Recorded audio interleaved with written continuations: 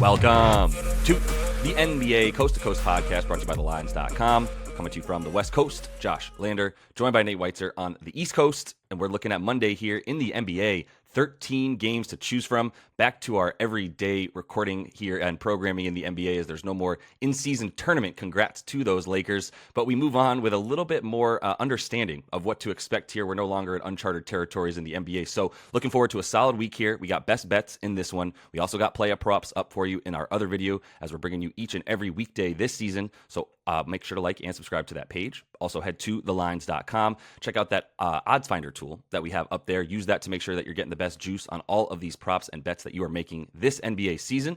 Nate, let's go ahead and get right into your first best bet here. We're talking Mavs and Grizz. Yeah, I'll take the Mavs on the road. -1.5 is all right now because a couple key guys out, Kyrie and Grant Williams. But, I mean, the Mavs have just handled bad teams pretty much all year here, and Luka is on a tear, and Luka has been on an even bigger tear with Kyrie out. The injuries are probably a bigger deal for Memphis, which is 1-9 at home this season, and their only win coming against the JV Jazz team, as I mentioned. But most importantly, they are the worst three-point defense in the league, and they allow 42% at home, not even any better. They limit paint points, but I mean, we know what Dallas does, right? Is they have Luka draw help, then they get open threes and they cash in. And Dallas defensively is actually allowing the fewest paint points in their last 3 games here. Derek Lively, great addition in terms of their defense. So Memphis, I mean, they were able to get the win without Luka in the lineup in Dallas. Last time these teams met, I mean, Kyrie was supposed to carry the team. He went 3 for 15 from the floor. Team shot 37%.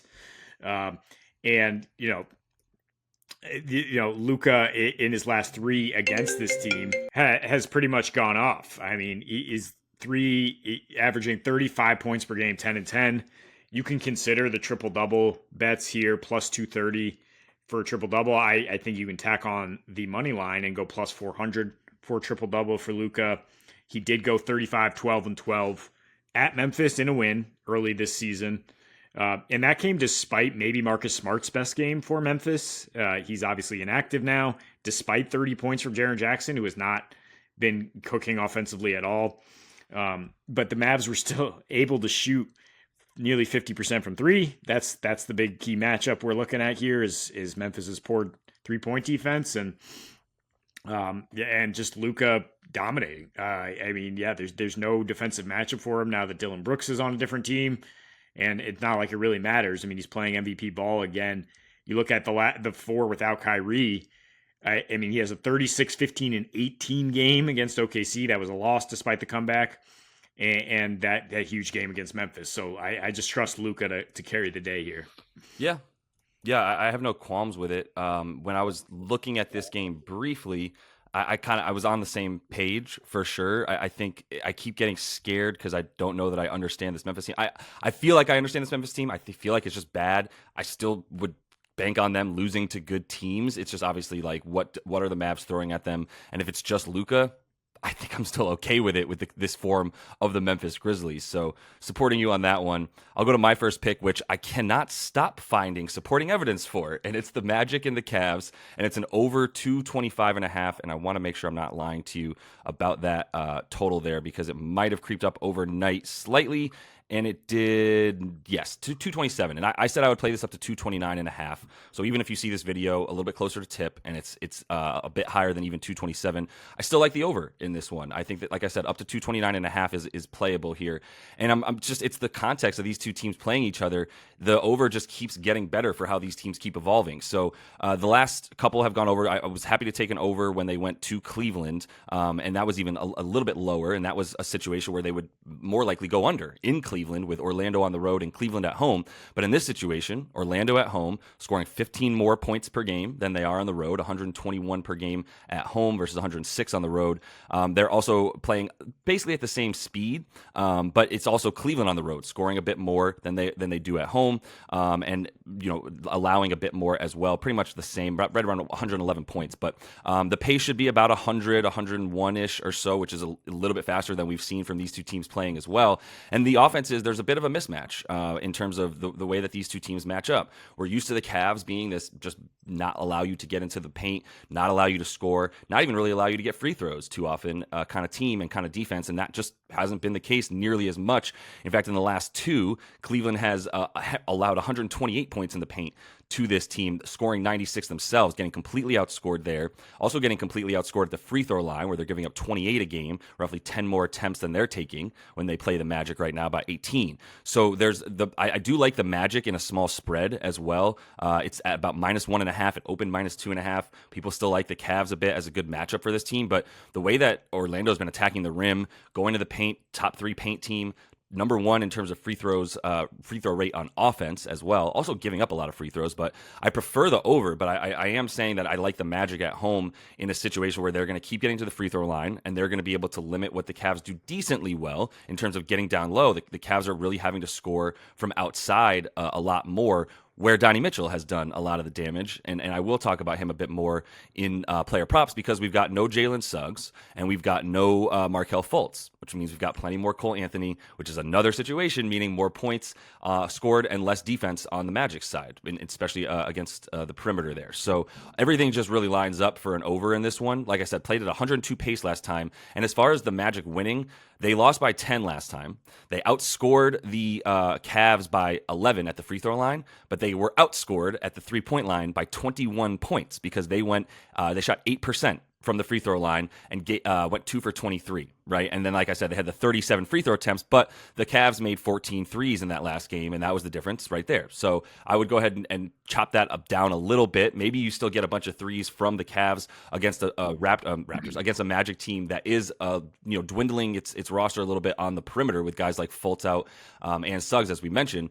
So there's probably a little bit more likelihood that we're seeing some decent threes from the Cavs, but you're going to see a little bit of an uptick in threes for the Magic as well. You can't go 8% 2 games in a row.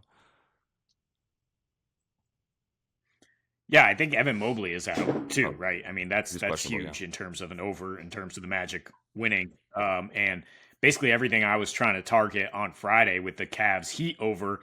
And then, of course, we have a classic Miami Heat game, regular season game, where they just cannot hit the broadside of the barn and bring no intensity at home, and they did not get to 100, but the Cavs did their job.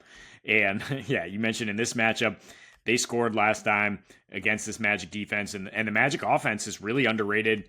It's basically the same thing we were saying. Like, this is not the Orlando Magic you're used to. They're playing faster, they're scoring more, and at home they're going to be competitive, and they're going to be able to match points with a top half Eastern Conference team, at least in terms of expectations. So OKC -12 at home against the JV Jazz. You can take that spread if you want. I think there's an interesting way to do a negative correlation parlay a little bit here, which is just OKC money line and Shea Gilgeous under 45 PRA, very high line, and that gets you actually plus 106. So better than the spread.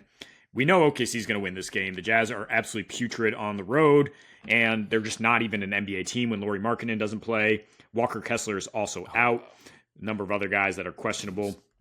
And OKC, when OKC gets into these games against non-playoff caliber teams, SGA is not going to put up as many stats. Like, you look at the game log, he has some weird spikes against Chicago. I mean, I don't know what you want to make of that. But it went way under these numbers in terms of his points, assists against Portland, San Antonio, Detroit, playing like 32 minutes a game or less, like under 30 minutes. He's actually gone under 45 PRA in 7 straight against not the Golden State Warriors. He went over twice against them. And those games were kind of crazy. One went to overtime, right? One Josh called as an over on Friday, and it went to like 274. It's just a situation where Utah's team defense is so bad that the ISO master SGA is not going to have to like control this game. Like, he can just get in where he fits in. I mean, he averages 30 on the season. It's like the spikes come against these really good teams. Yeah, I don't see him necessarily scoring more than 32.5, which is his prop, and the peripherals have been going under, like I said. Even though the Jazz give up this ridiculous production on the road, I think that actually plays more into the hands of a balanced scoring attack from OKC, who have more guys now that can step up alongside him. And then if there's the blowout factor, then you feel much better about an under because he's not going to be playing in the fourth. Yeah. Under 45 in 7 straight versus not Golden State. Really solid stat. We're talking about one of the worst ISO defenses in the league in the Dubs. This is weird. It probably doesn't mean anything because Walker Kessler isn't in there, Lauri Markkanen isn't in there, but the Utah Jazz have a top 8 isolation defense in the league. I can't make that up. Go look at the ISO stats. So whatever you want to do with that, I mean, it is the type of game that SGA can just kind of do whatever he wants. He's going to be able to see over the defender probably. If he does get Jordan Clarkson, who's a little bit more sized as a guard, fine. I would still say that's okay for him, but this game is going to be over before long. Like you said, we just saw this team get blown the hell out by Dallas, and I don't see why Shai wouldn't have the exact same success as Luka when he gets into even probably has a little bit more space than Luka has with a better team around him. So yeah, I like the fade. And look, man, this is about to be the cojones to cojones podcast because I'm going under for the other guy, and I'll talk about that a little bit more later for Nikola Jokic. But two of the probably top 3 MVP candidates, we're going to take some unders because of the spots in these ones. But let me talk about the game that Joker's in best bets here, and you got to watch player props to see what that prop is. But under 241.5. And I do like the Nuggets to pull this one out as well, understanding that winning on the road isn't something that they've done, too consistently lately. But we're at 2.5, and I think that's why we're getting the value. I still don't believe in this Hawks team. I still think it's an entire gimmick, and the gimmick is like, can we just play fast and get out into transition to score more transition buckets than you? And Denver has a good enough transition defense, one of the best. And when they're right, one of the best defenses at home and enough on the road. So like, I like the under because it's a situation where Denver's playing.